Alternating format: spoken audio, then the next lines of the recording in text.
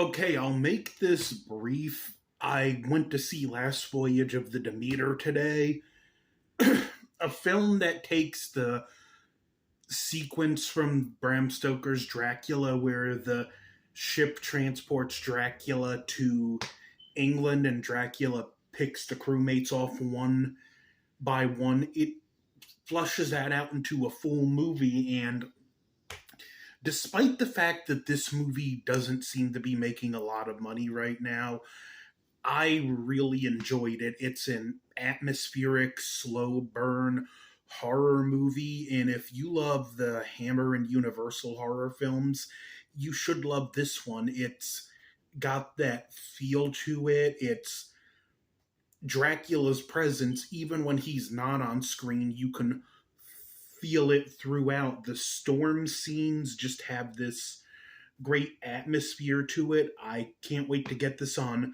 Blu-ray, and I want to see how this film actually looks in black and white. And it's also a visually dark movie. This film uses shadows to great effect.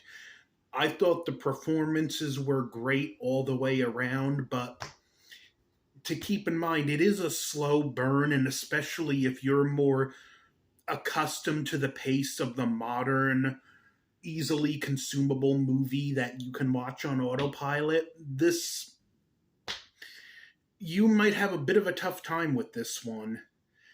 It's a film that I think, even though it may not do well now and doesn't look like it's going to do well, in years to come, it will be remembered more fondly that this is a film that's going to get a fan reappraisal. I kind of liken it to this, where I legitimately enjoy this film and thought they did a great job. It's the same thing, and the director was clearly a fan of the classic Universal and Hammer horror films. If you keep a keen eye out, you'll notice a very obvious nod to the Wolfman, which the original Wolfman, my favorite horror movie of all time. So I'm not complaining there. I was thrilled to see that reference. One nitpick I have is, if you look at the cover, there's of the Nosferatu, the scene on the this movie where Dracula, not, well, oh man, same character but different names, where Orlok is on the ship and you see that great eerie shot of him walking across the deck. I was hoping they would recreate that for this movie, but they didn't. That being said, that's a minor gripe.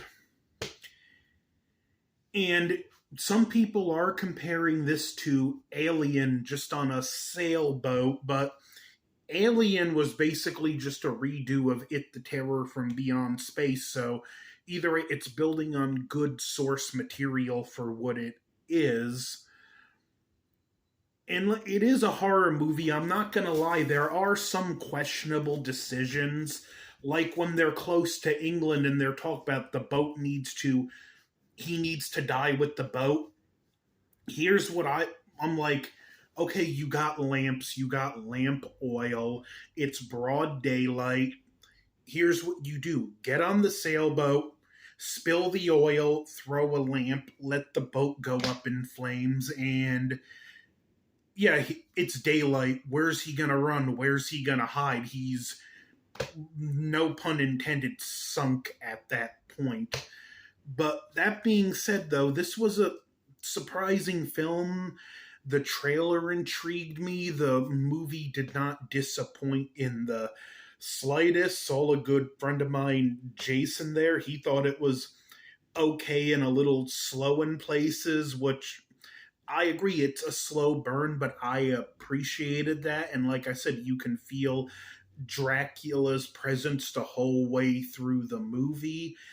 And the ending might be contentious with some people, but I kind of like what they set up, and like, I kind of had a smile on my face when I realized that something was something and I'm being very vague, but I want you to see this movie and,